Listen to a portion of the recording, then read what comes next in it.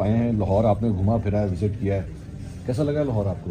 आप उनकी वो कहते हैं कि जी आप देखें हमने कितनी तरक्की की है यहाँ पे, हमने लाहौर को क्या ट्रांसफॉर्म कर दिया है।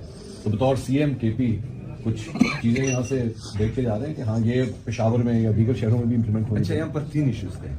लाहौर तो लाहौर है, लेकिन इस दफा मैंने इसलिए नहीं देखा कि सारे रास्ते इन्होंने बंद किए थे। दूसरी बात कि जो ग्रीनरी मैं देखना चाह रहा था, वहां पर जो है एक तस्वीर लगी होती थी और एक ही चेहरा उस पर होता था।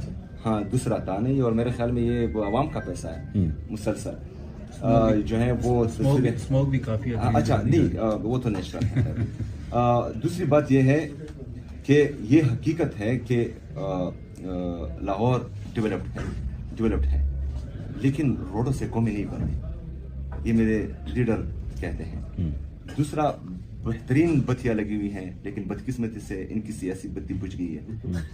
मतलब ना बत्तियां इनको